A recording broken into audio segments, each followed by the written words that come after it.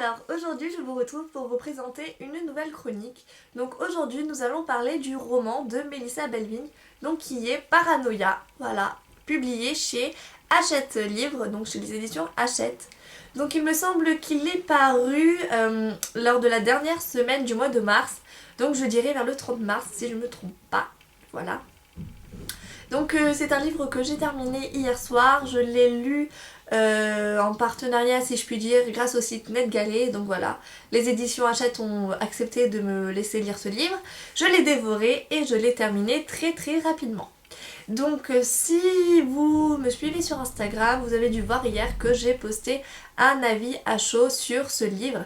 Donc voilà, sous ma dernière photo, vous pourrez voir mon avis à chaud, donc qui était assez mitigé.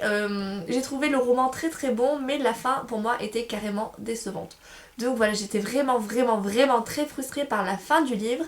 Et du coup, je me suis dit que j'allais laisser passer à peu près une journée pour pouvoir un petit peu cogiter et me demander si vraiment j'allais rester sur ce ressenti d'une fin vraiment catastrophique qui m'a du coup un peu plombé le moral.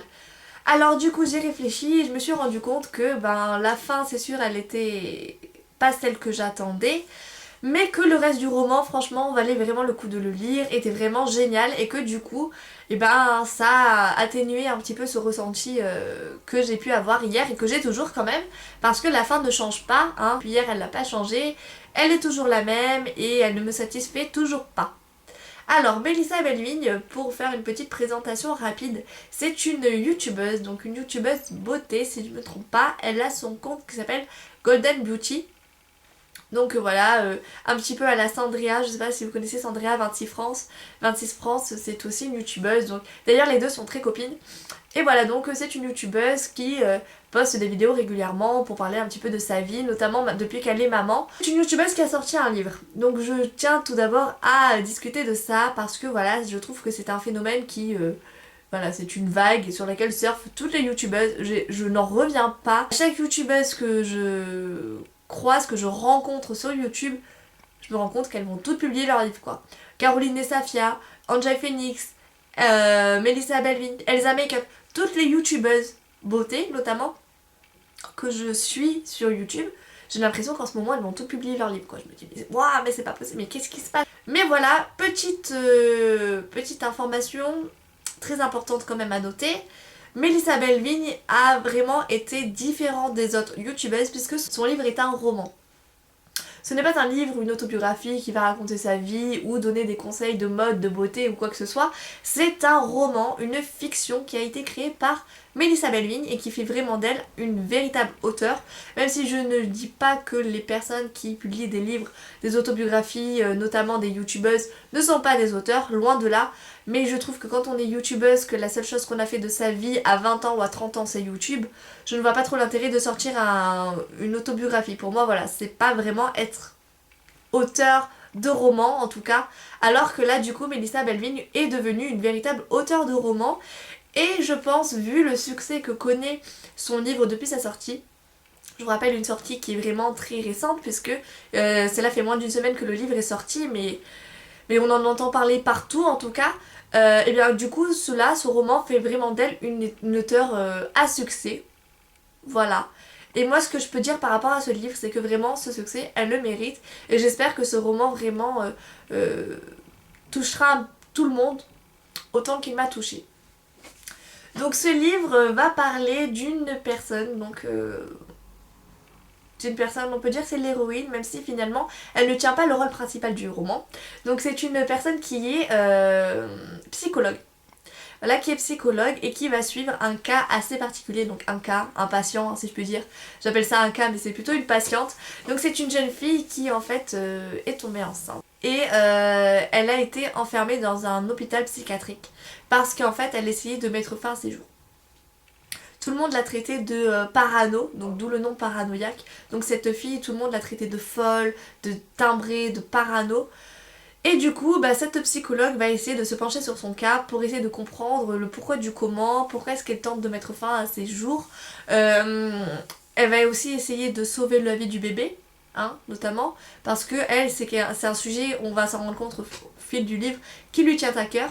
Pourquoi pourquoi tenir autant à cette patiente, pourquoi risquer de perdre sa vie privée au profit d'une patiente, donc d'un cas, c'est pour ça que je parle de cas, d'un cas parmi tant d'autres, parce que cette psychologue en fait est réputée pour s'occuper des personnes en situation de difficulté assez impressionnante, et on va s'apercevoir au fil des pages qu'il va se nouer une relation entre les deux héroïnes qui va bien au-delà de ce qu'on pourrait croire. Donc voilà, donc ça c'est un petit peu pour le résumé à ma sauce, on va dire. Pour la construction du livre. Alors le livre est construit d'une manière assez particulière, c'est-à-dire que en fait donc au début le psychologue rencontre du coup sa patiente. Mais au fil des pages, la patiente va raconter sa vie, va raconter son passé notamment comment elle est tombée enceinte, notamment sa vie antérieure en tout cas. Donc en fait les chapitres à chaque fois ça va être les révélations. Donc cette jeune femme à la psychologue. Et à chaque fois, du coup, on remonte dans le passé. Et l'intrigue, si je puis dire, se construit de chapitre en chapitre. C'est vraiment très intéressant parce que du coup, on apprend à connaître l'histoire au fil des pages. On ne sait pas tout dès le début. Au contraire, dès le début, c'est une grosse énigme qui se délie petit à petit. Donc, jusqu'au dernier chapitre. Voilà, donc moi je trouve ça génial parce qu'en fait, on est vraiment dans la peau du psychologue. On sait ce qu'elle sait. On ne sait pas plus, on n'en sait pas moins. On suit les révélations comme en fait cette jeune femme décide de nous les donner. Et finalement on s'attache. Et à la fin j'étais totalement attachée à cette jeune personne qui souffre psychologiquement. Et surtout, il va se passer une romance dans ce livre. Voilà, donc je ne dis pas entre qui. Je sais pas comment vous dire parce qu'en fait c'est une romance qui évolue vraiment du début jusqu'à la fin du livre. Mais à la fin... Ah, j'avais les larmes aux yeux, je vous jure, j'avais les larmes aux yeux. Pourquoi? Ça, je vous le dirai pas non plus. Mais c'est une romance qui m'a chamboulée, qui m'a vraiment... Et je m'attendais pas à ce que ça m'atteigne autant, si je puis dire. Parce que finalement, au début du livre, j'y prêtais pas tant attention que ça. Mais ça s'est construit au fur et à mesure. Et à la fin, j'étais waouh. Honnêtement, la romance de ce livre m'a beaucoup émue. Et c'est d'ailleurs pour ça que j'ai été très déçue de la fin. Je vous dirai pas non plus pourquoi, mais si vous voulez, la fin n'a aucun rapport avec ce que moi je pensais, ce que moi j'espérais. Dans tous les cas, que ce soit quelque chose que je voulais ou quelque chose que je craignais, dans tous les cas ça ne s'est pas passé. Et en fait, voilà, donc j'étais vraiment déçue. Je me suis dit, quoi, mais ça se termine comme ça. Et pour moi, c'était un livre, en fait, si vous voulez, inachevé. C'est-à-dire que pour moi, il n'y avait pas de fin. Je me suis dit, mais comme si la fin était bâclée, comme si on prend le temps de faire un roman juste génial que j'ai adoré. Mais à la fin, on l'écrit, on le finit, on le livre, quoi. C'est vraiment l'impression que j'ai eue. Bon, après, j'ai un peu remis cette impression en question parce qu'une fille sur Instagram est venue commenter ma photo en disant qu'en fait, c'était un choix délibéré de l'auteur. C'est une fin ouverte, hein, voilà. Pourquoi est-ce que ça m'a déçue? C'est parce que c'est une fin ouverte, trop ouverte. Le choix de faire une ouverture comme ça à la fin, c'est parce qu'en fait, peut-être qu'il se pourrait qu'il y ait une suite à ce livre-ci. Donc je me dis que si effectivement il y a bien un tome 2 qui va officiellement sortir, j'aurais quand même été déçue du tome 1 parce que terminer un livre et se dire que la suite ne paraîtra pas avant un minimum 1 an, parce que déjà elle n'est pas annoncée et puis après il faut la publier, donc on sait que pas avant 1 an on pourra lire la suite. Donc déjà à finir quand même un livre sur cette impression, c'est très frustrant, c'est limite énervant. Mais après on peut se dire, ok bon, finalement peut-être que dans la suite... ça, voilà, peut-être dans le tome 2 finalement ça va replonger dans l'histoire, c'est juste une fin intrigante pour finalement nous redonner envie de lire la suite. Ça je veux bien le concevoir. Mais si c'est vraiment un one shot et il n'y a pas de suite publiée, la fin voilà va me rester vraiment au travers de la gorge, quoi. Je veux dire, ce livre a tellement bouleversé, notamment par la romance qui s'y passe. J'ai tellement été prise dans cette histoire que la fin pour moi elle était trop rapide, trop chamboulée et surtout aucun rapport avec ce que moi j'attendais ou ce que je craignais, avec une fin qui est digne de ce livre en tout cas. Donc voilà, j'espère avoir bientôt des nouvelles concernant la future publication du tome 2. J'espère, je croise les doigts. Donc voilà, c'était ma chronique pour le roman Paranoia. C'est un petit peu tout ce que j'avais à vous dire. Donc c'est vrai que je pourrais en parler pendant des heures, ça vous vous en doutez bien, hein. Moi parler, ça me connaît.